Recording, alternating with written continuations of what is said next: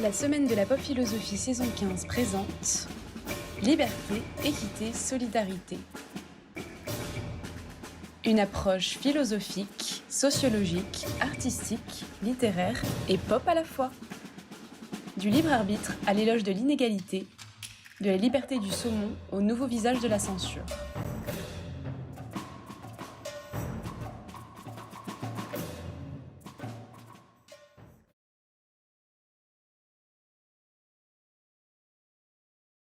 Bonsoir, merci à vous tous et toutes d'être présents ce soir. Françoise Gaillard, vous êtes spécialiste d'histoire des idées, de philosophie et de littérature, notamment de l'œuvre de Gustave Flaubert. Vous avez enseigné à... Ça, c'est ce que dit mon Wikipédia. Ah, qui n'est pas bon, puisque j'ai une homonyme et qu'ils ont fusionné. D'accord, mais quand même de littérature. Donc mes sources sont mauvaises, mais quand même de littérature du 19e. Surtout de philosophie. Bon, philosophie et littérature. Peu importe. Vous avez enseigné à Paris 7, ça c'est vrai ou pas? Parce que mon Wikipédia dit que j'ai 86 ans, donc les gens me disent toujours comment faites-vous pour... Bon, en tout cas, vous êtes une habituée de la semaine de la pop philosophie. Et nous avons hier parlé de liberté avec Jean-Pierre Changeux et Gaspard Koenig pour la soirée inaugurale. Et avec vous, ce soir, on va parler d'égalité et d'équité. Donc je vais vous laisser la parole pour une trentaine de minutes. Je vous retrouve ensuite pour une discussion et qui sera suivie de vos questions. Donc n'hésitez pas à y réfléchir et à les préparer pour tout à l'heure. Merci. Bonsoir. Malgré la fatigue due aux suites d'un mauvais Covid, je n'aurais pour rien au monde raté ce rendez-vous de pop philosophie, d'abord en raison de l'amitié qui m'unit à Jacques et aussi pour l'intérêt de ces rencontres avec le public. Alors j'ai un petit peu changé de titre et je l'appellerai au fond « L'équité pour les nuls » et votre serviteur inclus, hein, ne vous inquiétez pas. Alors, la France, et je ne vous apprendrai rien, est une république indivisible, laïque, démocratique et sociale.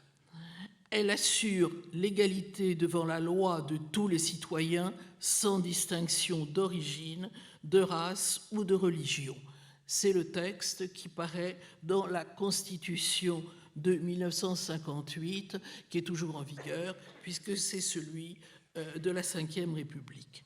Alors, vous l'avez compris, ce texte reprend l'esprit de la Déclaration des droits de l'homme et du citoyen qui fait partie de notre patrimoine national. La parution en français, assez tardivement par rapport à la sortie aux États-Unis, donc en 1987, de l'ouvrage d'un philosophe John Rawls qui s'appelait Théorie de la justice, 1871, dans lequel le philosophe américain défend l'idée qu'une société juste doit être équitable, écoutez bien, équitable et non égalitaire, a réveillé de vieux débats autour du grand principe qui est au fondement de la République, l'égalité, et a réinterrogé cette autre forme de justice qu'en son temps, Aristote, car Rawls n'a rien inventé, qu'Aristote, donc en son temps, plaçait au-dessus de l'égalité l'équité. Alors, l'équité est devenue à la mode comme l'engouement pour le commerce équitable, lequel d'ailleurs n'a pas résisté, chute du pouvoir d'achat oblige, il n'a pas résisté à la recherche par les consommateurs des produits de moindre coût. Donc, le commerce équitable, hélas, en a pris ça n'était pas très, très profitable. Alors, l'égalité, Ce principe de justice devrait-il être ringardisé par l'équité? Ce principe de justice qui, depuis 1880, s'affiche fièrement avec ses deux acolytes au fronton de nos mairies et autres bâtiments publics. Liberté, égalité, fraternité. Cette égalité, pour laquelle, nous dit Tocqueville, les peuples démocratiques ont, et je cite Tocqueville, une passion ardente, insatiable, éternelle, au point de la placer au-dessus de la liberté. Et j'abrège le texte, mais dans ce texte, il nous dit qu'il préférait être esclave plutôt que de renoncer à l'égalité. Tous esclaves, au moins, plutôt que de renoncer à l'égalité. Alors, l'adoption de ce principe, l'égalité, ne s'est pas fait sans heurts ni retour en arrière. Un seul exemple qui me plaît tout particulièrement par son caractère fallacieux, lequel souligne paradoxalement la crainte que cette égalité inspire aux gouvernants, surtout autocrates, est celui-ci. Au lendemain du coup d'État du 9 décembre 1859, arrivé au pouvoir du prince-président, fut promulgué le décret suivant qui me met en joie. Les emblèmes les plus respectables perdent ce caractère quand ils ne rappellent que les mauvais jours. Ainsi, ces trois mots, liberté, égalité, fraternité, forment par eux-mêmes une touchante devise.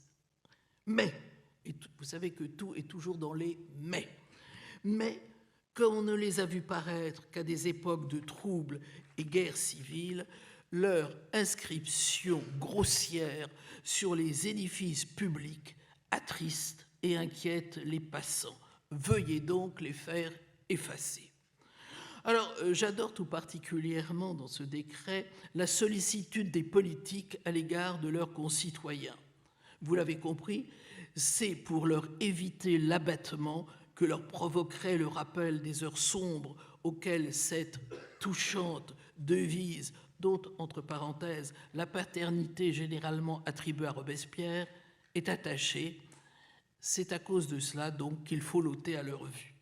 Ainsi, ce vandalisme d'État serait dicté par le souci du bon moral de la population. Mais si, soyons soupçonneux, vous et moi, le risque de démoralisation ne lui venait pas à cette population d'une mémoire douloureuse, mais d'une mémoire héroïque, et là j'entends les différentes luttes, que l'inadéquation entre les principes affichés et la réalité dont ils font quotidiennement l'expérience risquerait de réveiller. Et si, en ce siècle, le 19e, que Chateaubriand appelait celui des tempêtes et des révolutions, cette inadéquation criante faisait naître quelques prurites de révolte et ne venait alimenter les luttes. Et si, en la voyant quotidiennement, les Français en venaient à s'interroger. Sont-ils aussi libres que l'affiche le fronton des édifices publics? Chaque citoyen est-il l'égal de l'autre? Et en quel sens est-il frère de son voisin de palier? S'agit-il plutôt d'une liberté fictive, d'une égalité formelle, d'une fraternité hypocrite qui est celle du loup dans la bergerie? Autant de questions parfaitement légitimes, mais qui, du point de vue de la philosophie des Lumières, auquel on doit évidemment cette maxime, à laquelle nous sommes donc redevables de ce principe qui cimente notre République, ces questions sont à côté de la plaque, car elles témoignent d'une mauvaise lecture du préambule de la Déclaration des droits de l'homme et du citoyen. Vous le connaissez par cœur, les hommes naissent libres et égaux en droit. Autrement dit, ils ne sont égaux que sous l'aspect, ou si l'on préfère, au regard du droit. L'égalité pour le législateur de 1789 est donc une idée juridique, ce qui signifie en gros que la loi est la même pour tous. Il en résulte que la justice chargée de la faire appliquer doit être aveugle. Alors là, est-ce que quelque chose va apparaître? Oui. Et vous voyez la représentation bien connue de la justice, un bandeau sous les yeux. Là, c'est une image de la déesse qui représente la justice. Je peux vous montrer ce que ça devient, mais ça passe pas. Voilà, ça peut devenir simplement une sorte d'icône ou de symbole. Alors, dans les faits, bien évidemment, on sait qu'il lui arrive à cette justice de contrevenir à cette exigence. Et vous voyez là une image de la justice, une autre image de la justice, ou une image où la justice est malicieuse ou coquine, où vous voyez bien que de cet aveuglement, c'est-à-dire de cette impartialité qui sont consubstantielles de la justice, elle a envie de nous dire « mon œil ». Mon œil, et en fait, la justice n'obéit pas à ses propres principes, elle se fait peut-être à la tête du client, ou comme on dit dans les journaux, dans la langue de bois qu'on leur connaît, une justice à deux vitesses. Au fond, ce que nous dit cette image, c'est qu'il y a une sorte de mensonge dans ce soi-disant aveuglement. Alors, revenons un peu en arrière. Ce qui est venu brouiller la conception purement juridique de l'égalité, qui était celle du législateur de 1789, c'est la montée des inégalités économiques qui ont coïncidé avec l'avènement et le développement de la société industrielle. Autrement dit, l'économie s'est invitée dans le principe d'égalité. Je ne m'attarderai pas parce qu'on pourra questionner cela et je voudrais en arriver au point qui m'importe le plus. Donc, c'est à cause de cette égalité de droit, le principe de l'égalité de droit, qui était à l'origine celui du législateur de 89, que l'égalité a fait l'objet de nombreuses critiques. Ce qu'on a reproché à l'égalité, je vais très vite, c'est son formalisme et son abstraction. Au fond, ce principe fait fi de la situation concrète des individus qu'il traite comme s'il s'agissait d'individus situés hors de tout contexte historique, social ou politique. Et le bandeau de la justice, quand il n'est pas soulevé de manière à la fois ironique, malicieuse et perverse, le bandeau de la justice est un signe d'indifférence aux différences. Cette critique est illustrée par la boutade cynique d'Anatole France, qui me plaît beaucoup. La loi est la même pour tous. Elle interdit aux pauvres comme aux riches de dormir sous les ponts. Donc voilà une loi, le principe, où la loi est effectivement la même pour tous. Alors, première critique, c'est son formalisme et son abstraction. Elle ne tient pas compte des situations, etc. Pauvres comme riches ne doivent pas dormir sous les ponts. Deuxième critique, c'est le flou. Le flou qui porte sur le tous. Quel est ce tous attributaire de l'égalité de droit? C'est clair, pour le législateur de 89, ce tous, ce sont les citoyens. Et bien évidemment, les femmes, il y a d'autres catégories, mais les femmes en particulier, en sont exclues. Pour Aristote, qui est la référence au législateur des Lumières, qui pourtant s'inquiète du fait que l'égalité formelle ne permet pas d'instaurer une société dans laquelle s'accomplirait l'idéal de justice, eh bien ce tous, qu'est-ce que c'est que ce tous, tous égaux en droit, qu'est-ce que c'est que ce tous? Ce sont les hommes libres, ce qui veut dire qu'en sont exclus, bien sûr les femmes, mais les étrangers, les esclaves, etc. Voilà les principales critiques que je résume grossièrement, qui ont été faites à l'égalité formelle. Mais est-ce qu'elles suffisent à nous demander si le juste selon la loi est bien ennemi du juste social? Autrement dit, faut-il pour autant jeter le principe républicain de l'égalité avec l'eau du bain de la permanence de certaines injustices sociales? Ne faut-il pas mieux le conserver en le rendant plus juste grâce à son ouverture aux populations exclues de son tous? C'est la thèse, et c'est ma deuxième partie, c'est la thèse que je voudrais en quelques mots défendre contre le bricolage compensatoire du principe d'équité qui a séduit les social-démocraties. Comme l'ont montré les critiques faites depuis l'Antiquité, notamment par Aristote dans l'Éthique à Nicomaque, la conception exclusivement, et je m'y attarde, juridique de l'égalité peut se révéler contraire à la réalité de la justice, ce qui l'empêcherait de servir de principe d'instauration d'une société véritablement juste. Vous voyez que je me réfère à Aristote car on n'a pas attendu le philosophe américain Rawls et sa théorie de la justice pour se poser ce type de question. Aristote se posait déjà la question de savoir si le juste selon la loi, égalité devant la loi, est vraiment la forme supérieure de la justice. Et il s'interrogeait, il dirait, mais alors, quelle serait cette forme supérieure? Et pour lui, la forme supérieure de cette justice serait l'équité.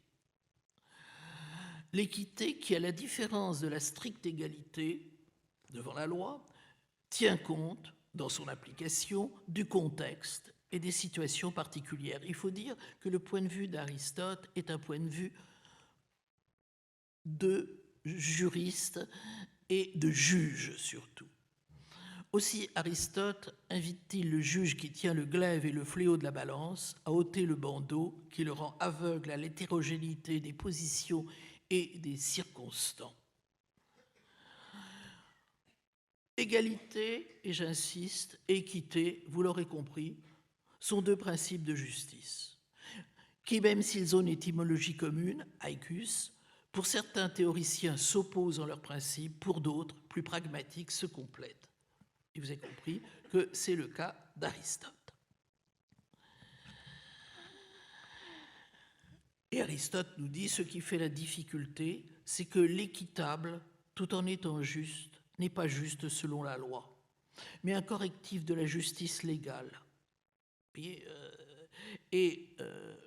Malgré tout, il se dit qu'il y a deux formes de justice, l'égalité, qui est une forme de justice supérieure, l'égalité, qui est une forme de justice supérieure, et un autre principe qui la restaure, cette égalité, là où elle vient à pécher, en la complétant par l'équité. Le point de vue d'Aristote semble non seulement clair, mais empreint de bon sens. On aurait envie de lui donner raison sur toute la ligne si une petite phrase dont la fonction est de résumer son argumentaire ne permettait pas d'introduire le loup du philosophe américain Rawls dans la bergerie. Voilà ce que dit Aristote, voilà la petite phrase qui permet au loup à entrer dans la bergerie de l'égalité. L'équitable, tout en étant juste, n'est pas juste selon la loi, mais un correctif de la justice légale.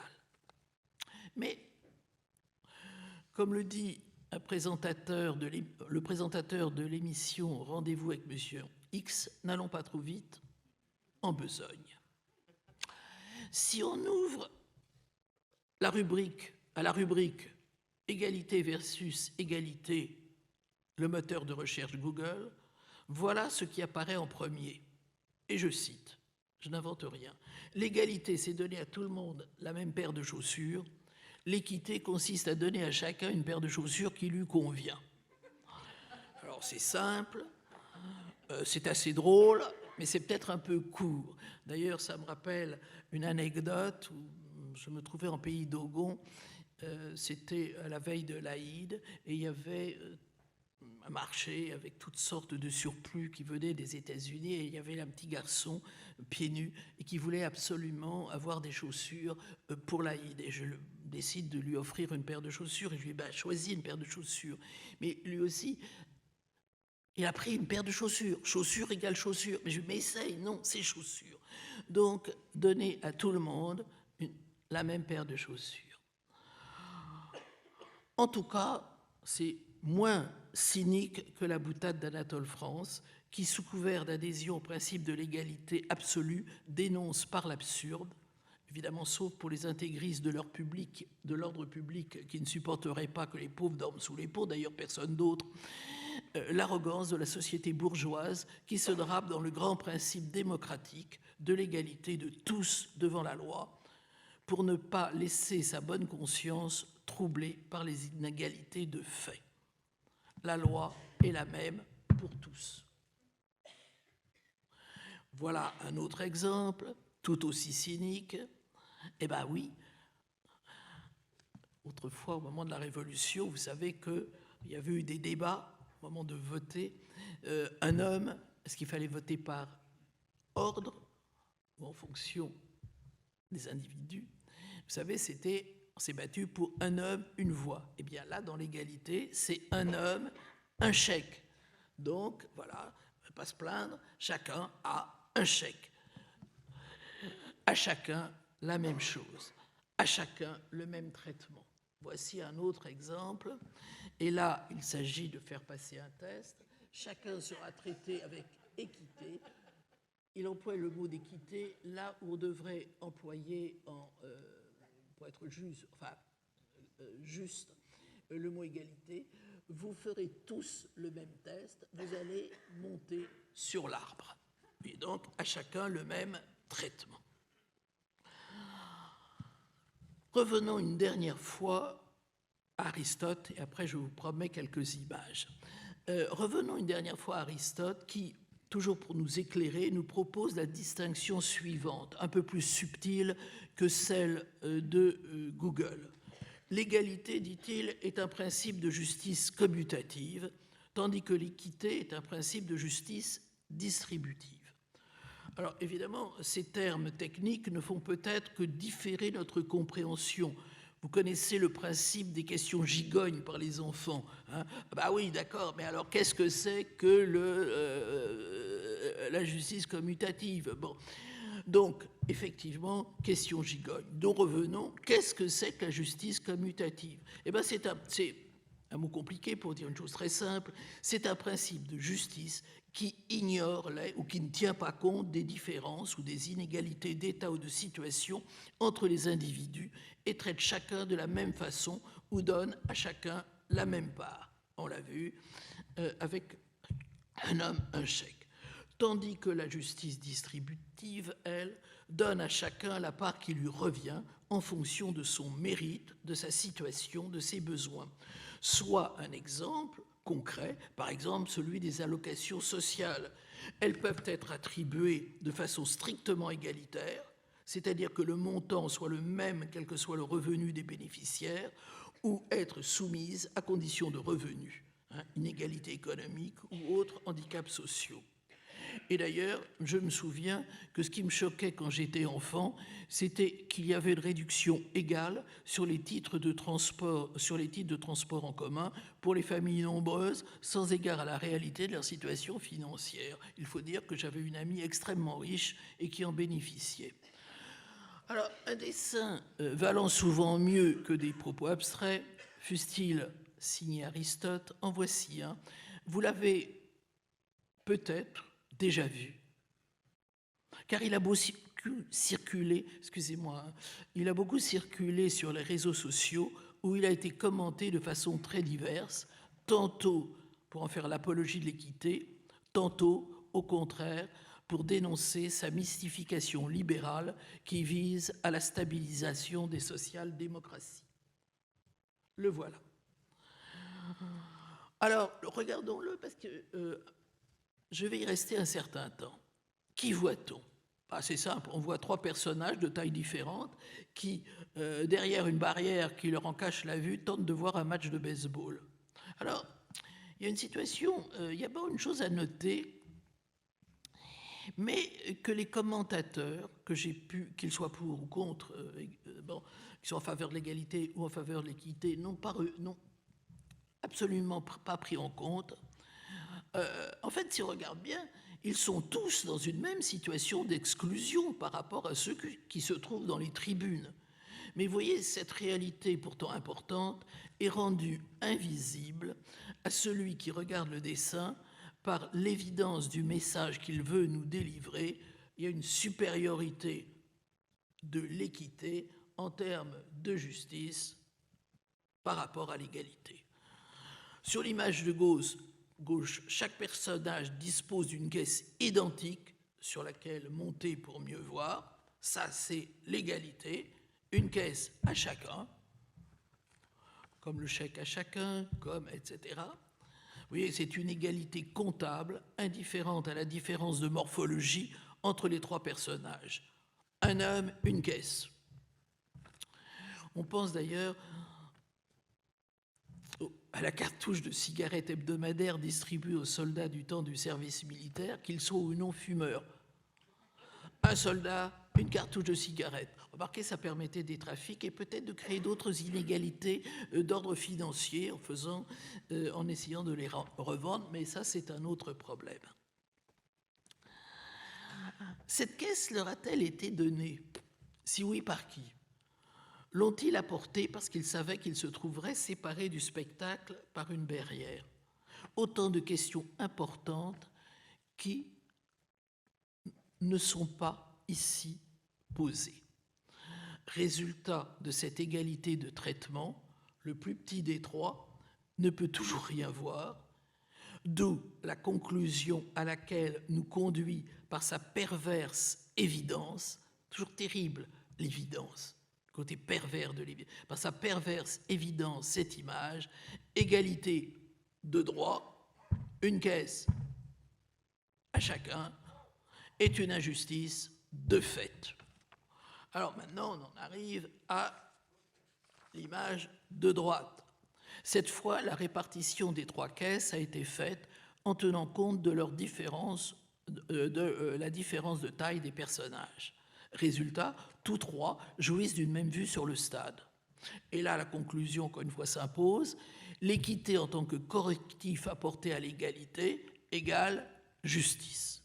Autrement dit, l'habileté du diptyque dont la thèse rawlsienne qu'il défend obtient d'autant plus l'assentiment, et ça c'est aussi à noter, que l'inégalité, et vous le remarquerez, que l'inégalité entre les personnages est d'ordre, je dirais, physique, biologique, et ne fait intervenir aucune différence idéologiquement sensible comme le genre et la race. C'est-à-dire que aucune interférence de biais cognitifs, aucune interférence de possibles préjugés, la conclusion s'impose nettement.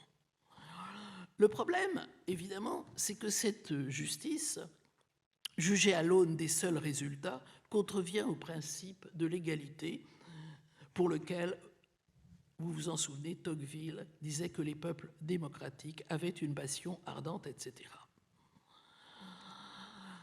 La question qu'elle pose, c'est que le personnage de petite taille ne peut voir le match grâce à une inégalité de traitement. 2 caisses.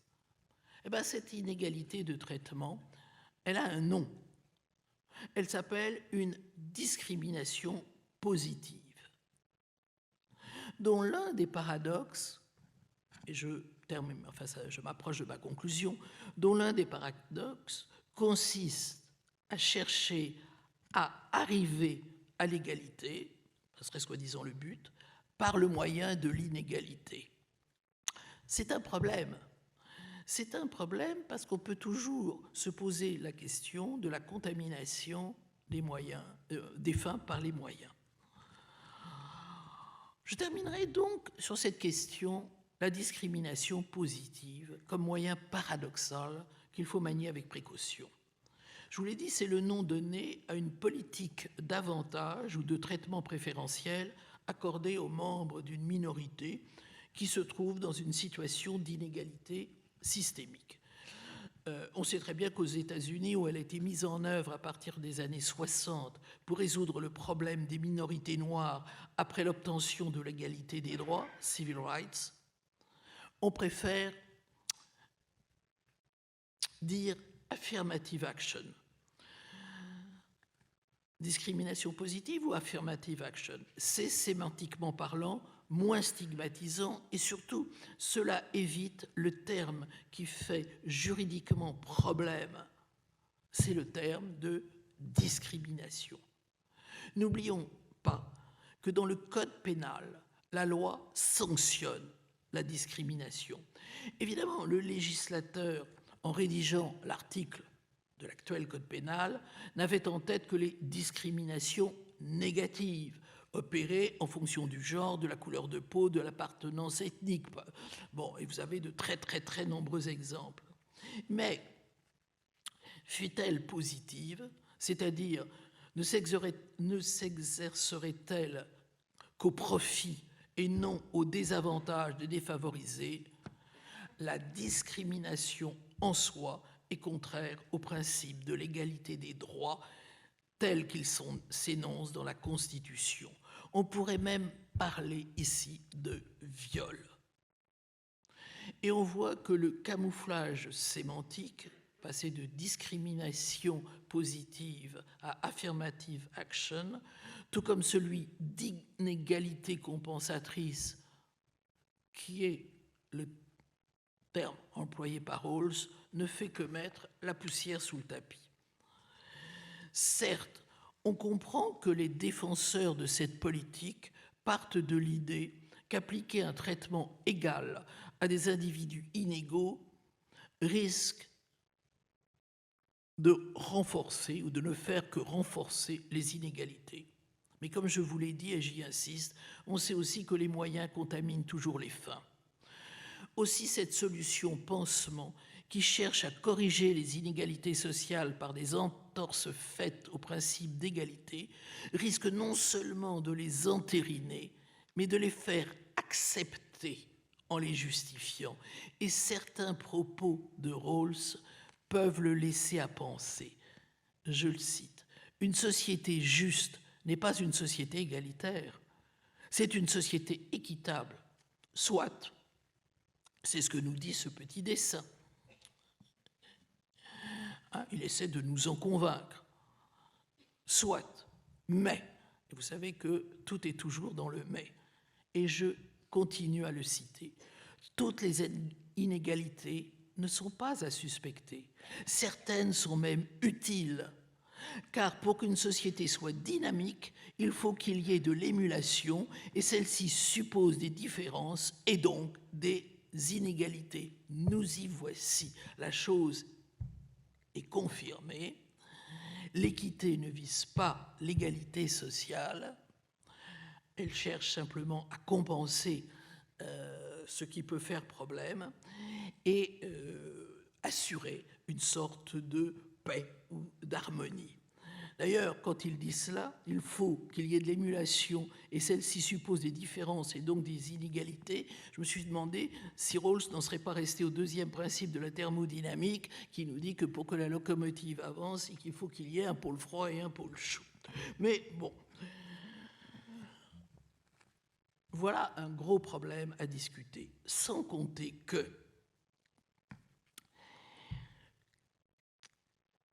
même dans ces objectifs compensatoires, la discrimination positive, dans le court terme, peut se montrer contre-productive.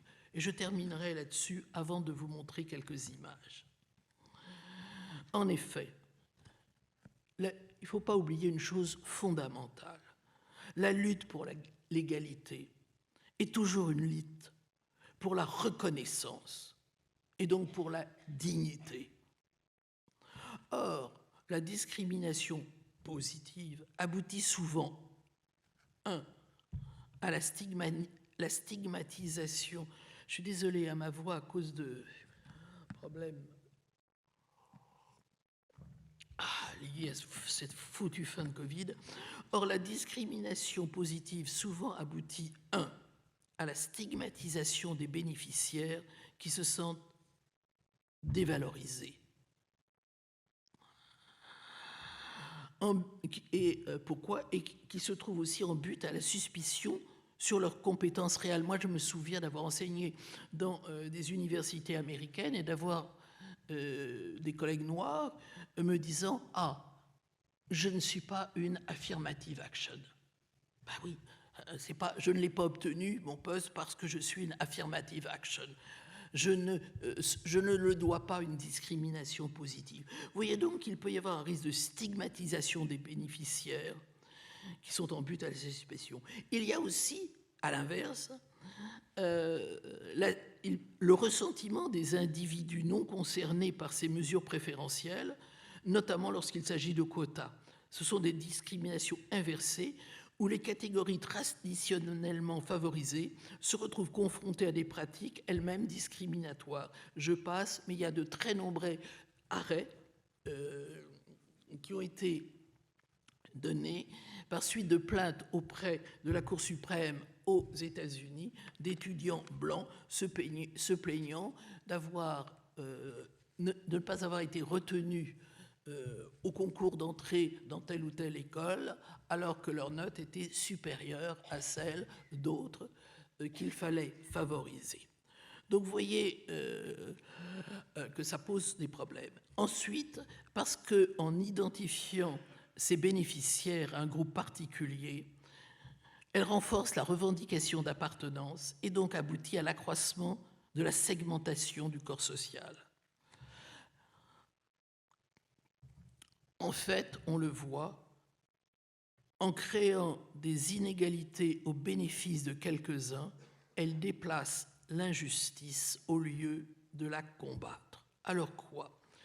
Eh bien, il me semble, et c'est là où je voulais en venir, il me semble qu'il faut préférer à ce raccommodage qui, en contrevenant au principe d'égalité, constitue une entrave majeure au fonctionnement de la démocratie, et se livrer à la place de ce raccommodage à un véritable combat pour changer les mentalités.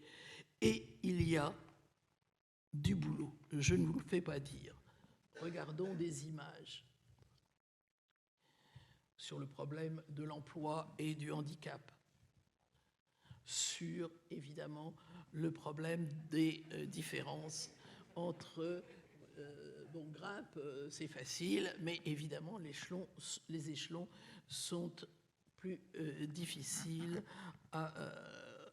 du fait de leur écartement pour pouvoir parvenir au sommet. Ou bien, j'adore ça, les femmes, voilà. De quoi se plaint-elle ? On lui a déroulé le tapis rouge. Vous voyez, des exemples, etc. Il y en a de très nombreux, où ici, désolé robot, mais pour le même travail, on a trouvé qu'une femme nous coûtait moins cher que toi. Voyez, vous les connaissez, tous ces problèmes, etc. Donc, d'ailleurs, François Giroud disait qu'on saurait vraiment que la lutte pour l'égalité des femmes eh bien, serait arrivée au bout de ce qu'elle cherche à atteindre lorsque une femme incompétente occupera la même fonction qu'un homme aussi incompétent. Alors, cela voulant dire que pour occuper une fonction, la femme doit se montrer beaucoup plus compétente, beaucoup plus travailleuse. C'est ce que disait d'ailleurs Simone Veil. Alors, comment éviter que la notion d'équité n'en vienne à ruiner celle d'égalité, dont l'exigence est et doit être au cœur de toute société démocratique ? Telle est la vraie question. Liberté, égalité, fraternité. Ces valeurs républicaines issues du souffle de la Révolution ont toujours revêtu un caractère d'objectif et d'utopie. qu'elle ne se soit jamais incarnée totalement dans la réalité n'est pas une raison pour les considérer comme obsolètes. Et ce qui nous conduirait, sous l'influence de penseurs libéraux, dont Rawls, à vouloir les remplacer par libéralisme, équité, individualisme. L'abolition des privilèges ne fut pas conquise une fois pour toutes dans la nuit du 4 août 89. Certains de ces privilèges furent décapités, d'autres surgirent ou renaissaient, ou en sont venus à renaître. L'égalité n'est pas un fétiche célébrant la victoire de la société bourgeoise sur la société de l'Ancien Régime, pas plus qu'elle n'est une mystification destinée à masquer l'inégalitarisme de fait du capitalisme. C'est, et j'y insiste, un idéal politique qui doit servir de vecteur à toutes les luttes citoyennes. C'est pourquoi, contrairement à ce que disait le décret du prince-président imposant l'effacement de la doctrine républicaine sur les murs des bâtiments publics, elle ne doit pas être une source d'abattement, mais de dynamisme.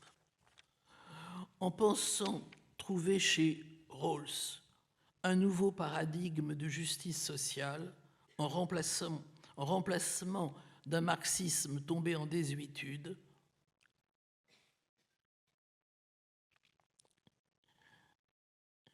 on a contribué à faire prendre à notre société un tournant libéral. Je voudrais donc terminer en vous montrant d'autres images utopiques de ce que pourrait être véritablement la justice. Oui, là, on voyait évidemment toujours le problème de discrimination très bien. Bon, vous voyez, redresser l'arbre pour que on puisse y avoir et faire tomber les barrières. Cette image me plaît davantage. Égalité, équité et justice, c'est-à-dire abattre les barrières qui empêchent à ces trois personnages, quelle que soit leur taille, de voir le match. Resterait quelque chose, mais qui n'a pas été pris en compte par l'image, par d'abord un diptyque et là un triptyque, leur permettre de se trouver au même titre que les autres dans les gradins.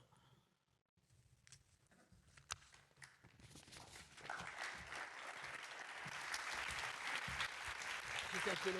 Non, ça va.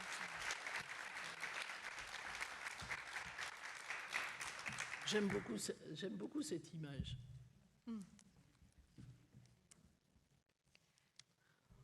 J'en avais une autre, mais je ne sais pas. Non. Laissons celle-là. Merci Françoise Gaillard pour cette conférence. Donc on a compris que vous penchiez plutôt pour l'égalité que pour l'équité, s'il fallait choisir, préférer l'un des deux termes, et que selon vous l'équité peut conduire à l'individualisme, au libéralisme, à une forme de séparation entre les groupes et les individus et de stigmatisation paradoxalement. Mais je me demandais quand même si on voulait quand même mobiliser ce troisième terme de la devise républicaine, la fraternité que Jacques Serrano a transformé en solidarité dans cet intitulé de la semaine de la pop philosophie. Si quand même ce ne serait pas justement cette équité qui rendrait possible ce troisième terme, cette fraternité ou cette solidarité, donc grâce à une justice distributive. C'est-à-dire, est-ce que ce n'est pas cette transformation ou cette modulation de l'égalité par l'équité qui rend possible ce lien et cette fraternité. Et alors pourquoi non ? Pas du tout. D'abord, bon, je ne me suis pas occupé là, de la fraternité. Pourquoi pas du tout? D'abord, vous l'avez compris, dans la question de l'équité, la défense de l'équité et la recherche d'une justice sociale sur le principe de l'équité, ce qui disparaît de l'horizon, c'est justement l'égalité. L'égalité comme principe supérieur de justice. Car Aristote nous dit, bien sûr, c'est pas tout à fait juste, mais finalement, c'est pas tout à fait juste, mais finalement, l'égalité reste un principe supérieur. Même si, dans la réalité, il faut compenser les inégalités de fait par une attention portée aux différences de situation, de position, etc. En réalité, le principe supérieur reste l'égalité. Et donc, ce principe d'équité me paraît être de nature à démobiliser les luttes sociales,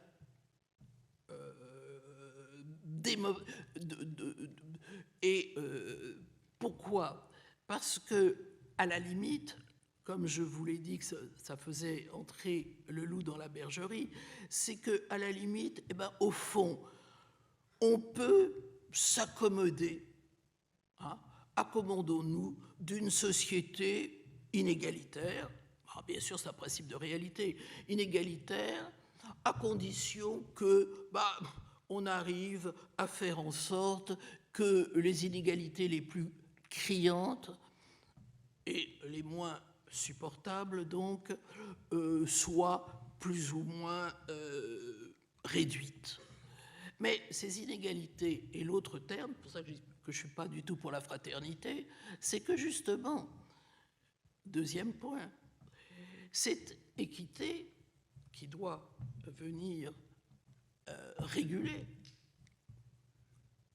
les inégalités prend en compte des inégalités qui sont le fait de groupes sociaux ou de communautés, ou etc., particulières, si bien qu'au lieu de créer de la fraternité républicaine, dont d'ailleurs je ne me lancerai pas là-dedans, parce que je ne sais jamais très bien ce que ça veut dire, à part peut-être la franc-maçonnerie. Mais alors, solidarité, peut-être. La solidarité, en réalité, pas du tout. Qu'est-ce que ça produit? De la segmentation sociale. De la segmentation sociale, puisqu'il va y avoir des compensations en fonction de quoi? Des minorités qui revendiqueront au nom de quoi? Du genre, de la race, de l'ethnie, de je ne sais trop quoi. Donc, bien loin d'aller dans le sens d'une fraternité restaurée, de la restauration de la fraternité, on aboutira à une segmentation, à un éclatement de la République.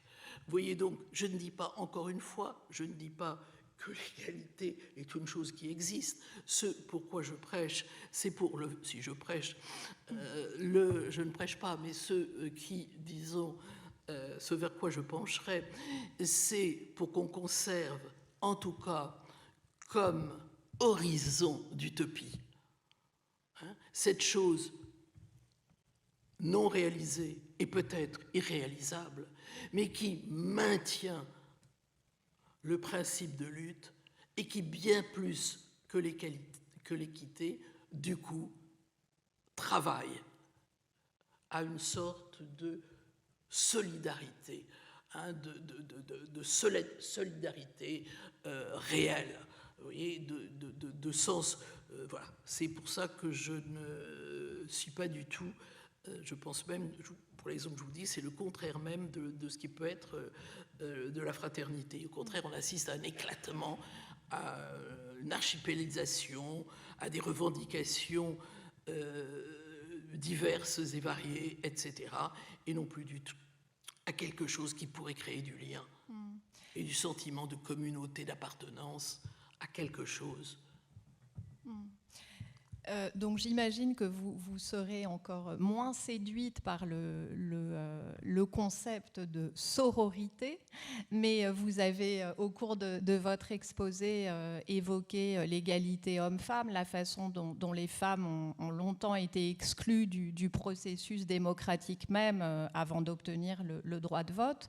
Donc, en quoi, selon vous, cette discrimination positive et dans ce cas-là, par exemple, les différentes lois sur la parité n'ont pas été une étape nécessaire, voire essentielle aux avancées féministes? Absolument, vous avez raison, et je vais retrouver une autre image. Voilà. Il est évident qu'il faut comprendre que ma position, parce que sinon il aurait fallu que je parle des heures, j'ai été obligé de la radicaliser. Alors d'abord, la sororité, on sait très bien que l'expérience prouve malheureusement, mais ça va changer, hein, ça tenait aussi à leur position dans la société et aux discriminations dont elles étaient victimes. La sororité s'exerce assez peu. Si vous regardez le monde professionnel, où que ce soit, politique ou ailleurs, alors qu'il y a une véritable solidarité entre mecs, il y en a très peu entre femmes. Quand une femme arrive à une position élevée, il est assez rare qu'elle choisisse immédiatement des femmes pour l'entourer. Mais ça, c'est un vieux problème. Je ne les stigmatise pas, je dis que ça tient à leur situation. Moi, je sais que, par exemple, pour prendre les grandes écoles, on réseaute. À l'ENA, on réseaute. À la Polytechnique, on réseaute. À la rue d'Ulm, on réseaute. Mais ce sont les hommes qui réseautent. Les femmes ne le font pas encore. Ça changera quand leur condition changera. Alors maintenant, j'en viens évidemment à la question fondamentale, qui est celle que vous évoquez. La question de la parité. Alors, et là, vous voyez, c'est un coup de pouce qui doit être donné. C'est vrai qu'il y a, pour faire changer les mentalités, parfois, on est obligé de forcer. Cela étant dit, la question de la parité débouche sur la question des quotas et tombe sous le coup, évidemment, de l'objection que je faisais à la discrimination positive, c'est de créer d'autres formes d'inégalité et surtout de n'exercer qu'une forme d'égalité comptable. Voilà, comptable et pas réelle. Bien sûr que c'est une manière, et de temps en temps il faut bien le faire, c'est une manière de modifier les représentations, de changer les habitudes, de défaire les clichés, de déconstruire au fond les mentalités, certainement. Mais c'est à manier vraiment, vraiment avec des pincettes. Regardez, on peut opposer à cela cette lutte admirable, mais évidemment très longue, des femmes pour l'obtention du droit de vote. Ça ne s'est pas fait par des quotas, simplement ça s'est fait par un combat. Et les mentalités ont changé parce que les femmes ont lutté. Et elles ont lutté pour quoi? Elles ont lutté non pas pour de l'équité, c'est-à-dire de la compensation par rapport à des pratiques de compensation par rapport à leur situation. Elles ont lutté pour quoi? Pour l'égalité. Elles ont lutté pour quoi? Pour être des citoyennes à part entière, c'est-à-dire faire partie de ce tous dont on nous dit qu'il fait partie de l'égalité devant la loi. Et donc c'est cela que je défends. C'est-à-dire, évidemment, que la loi est la même pour tous. Oui, elles ont lutté pour entrer dans ce tous qui les excluait. Et est-ce que vous pourriez peut-être préciser un petit peu le cadre chronologique ou nous donner quelques bornes peut-être, vous avez ce soir beaucoup cité Aristote et donc on a bien compris que l'équité n'est pas une notion moderne spécifiquement. Mais est-ce que il y a quand même pour vous un tournant, un moment où ce thème s'impose dans le débat public? Est-ce que donc la date de 1971 que vous avez rappelée au moment où paraît aux États-Unis la théorie de la justice de Rawls qui n'est traduite en France qu'en 87, donc ce décalage est aussi intéressant. Est-ce que vous le situeriez à ce moment-là, dans les années 70? Est-ce qu'on peut dire que ça arrive après les 30 Glorieuses, au moment où les inégalités peut-être se démultiplient ou se creusent? Oui, sur le cadre un peu historique. Oui, il est bien évident, mais alors là, c'est toute une réflexion qu'il faudrait mener là-dessus. Comme je l'ai dit, la question s'est posée aux États-Unis tout de suite après l'obtention des droits par les Noirs. Rappelons-nous que dans la Constitution, il y avait de la ségrégation, faisait partie de la Constitution américaine. Donc l'obtention des droits a posé un certain nombre de problèmes, et particulièrement le problème de l'égalité, de l'inégalité de situation dans lequel se trouvait, de l'inégalité systémique dans lequel se trouvait cette minorité qui venait d'obtenir des droits égaux. Oui, mais bon. Donc tout ça a joué un rôle extrêmement important. Et je crois que quand on a lu Rawls en France, on a minimisé le contexte américain dans lequel ce livre a été écrit. Et cela est très important. Deuxièmement, la question que vous posiez des Trois Glorieuses, donc la France. À quel moment cette question de l'équité a surgi? Eh bien, au moment où, sur fond d'éclipse des luttes sociales qui ont coïncidé avec, je dirais, une diminution du pouvoir des syndicats, avec aussi une transformation sociale qui faisait que le début de désindustrialisation faisait qu'il y avait des moins portés par une population ouvrière, sur fond aussi d'abandon par le Parti communiste lui-même de la notion de lutte des classes, par une sorte de, sinon, d'éloignement de tout ce qui pouvait être sorti du marxisme, hein, et qui, dans la conséquence, sur fond d'ailleurs d'une relative prospérité dans ces 30 Glorieuses, a transformé nos sociétés, enfin pour nous la République, en finalement une démocratie libérale. Le vrai problème, ça a été la transformation de nos démocraties en démocratie libérale, ou autrement dit, le passage à la social-démocratie. Il est évident que l'équité est le principe de justice des social-démocraties. Et un certain nombre d'intellectuels ont aidé à ce que se fasse ce tournant. D'ailleurs, il est très intéressant de voir que le grand défenseur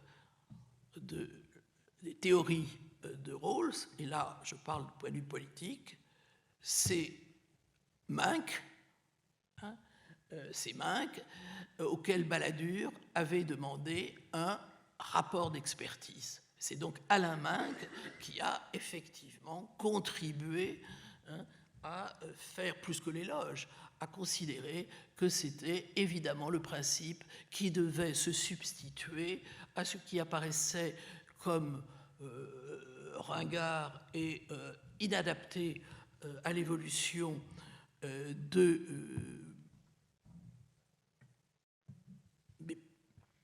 différents pays, des différentes sociétés qui étaient d'ailleurs aussi confrontées à la mondialisation, et qu'il a mis en avant pour l'opposer évidemment à l'égalité.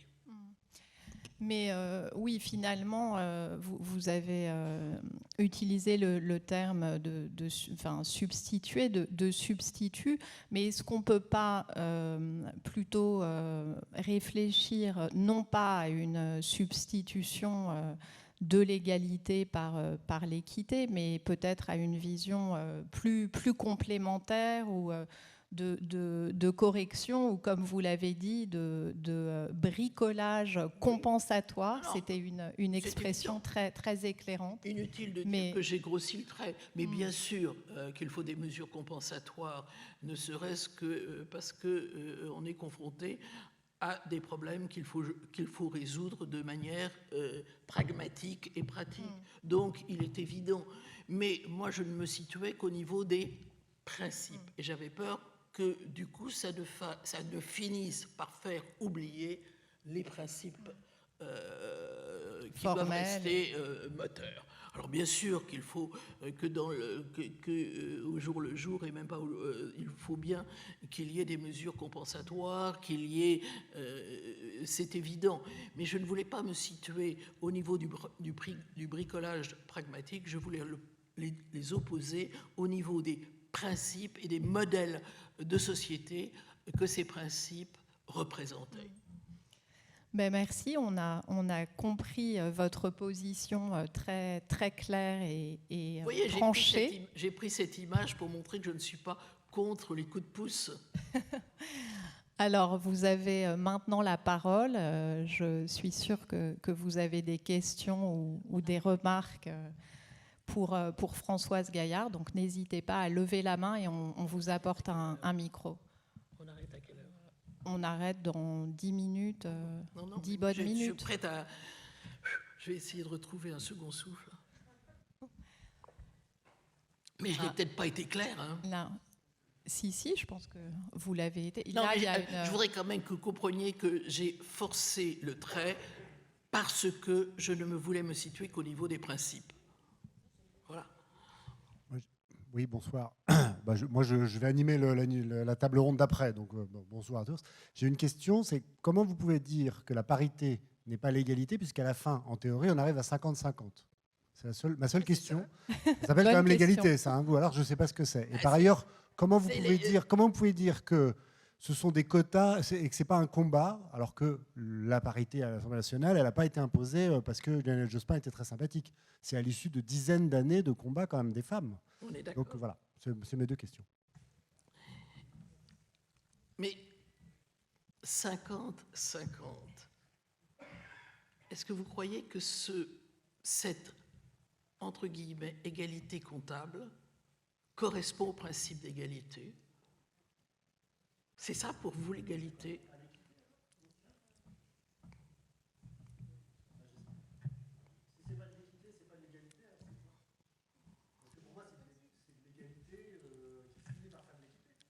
Ah, c'est de l'équité, oui, ça c'est de l'équité.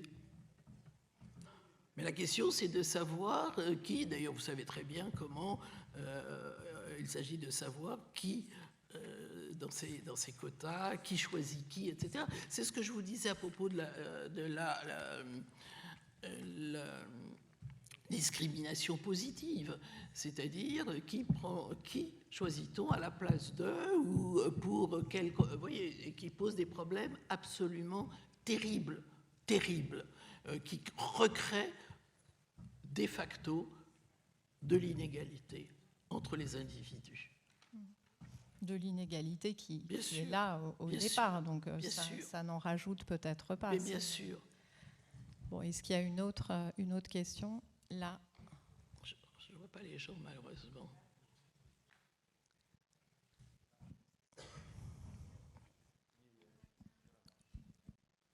Bonjour, merci d'avoir secoué nos neurones. Je suis un petit peu étonnée en tant qu'enseignante de vous avoir entendu toujours parler d'égalité de droit et nous, on nous parle toujours d'égalité des chances. Et donc, je voulais avoir votre position là-dessus. Alors, il est évident que... bon, j'ai pris l'égalité des droits parce que je voulais reprendre le principe à sa racine, hein, le principe d'égalité.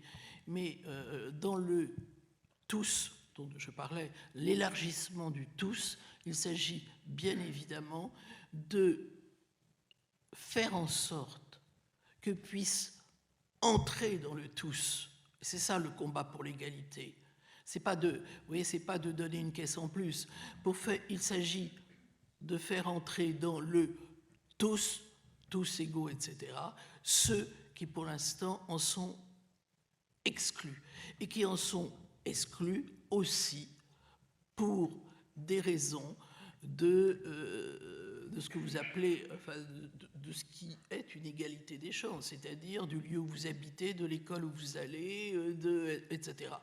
Et donc ce combat, eh bien ça, oui, il y a une lutte à mener, car l'égalité réelle, elle est là, c'est-à-dire de lutter à ce niveau-là déjà pour permettre de surmonter ces inégalités, pour qu'elles permettent aux individus qui les subissent et qui en sont victimes de pouvoir entrer dans le tous de la communauté. Vous voyez ? Donc bien évidemment, c'est un travail, mais pas simplement de leur donner une caisse de plus. Absolument, absolument. L'inclusion, c'est pour ça que je prenais, c'est pas leur donner une caisse de plus, puis leur dire, et puis maintenant, vous a donné une caisse de plus, c'est très bien, ne nous emmerdez plus. Le vrai problème, c'est ça. C'est d'arriver à les faire entrer dans ce tous. Et le vrai combat pour l'égalité, pour moi, c'est celui-là. C'est pour ça que je disais, dans le principe, la loi est la même pour tous. Qui sont ces tous ? Qui sont ces tous ? Eh bien, l'égalité la lutte pour l'égalité des chances, le travail qui est fait, c'est justement d'élargir la catégorie du tous, de l'élargir à tous. Voilà. Alors que l'équité ne le fait pas. Elle va compenser et leur donner des droits spécifiques. Et donner des droits spécifiques, évidemment, ça segmentarise. Et ça ne crée pas un tous. Je ne vois pas, moi. Attendez, peut-être on va vous donner un micro.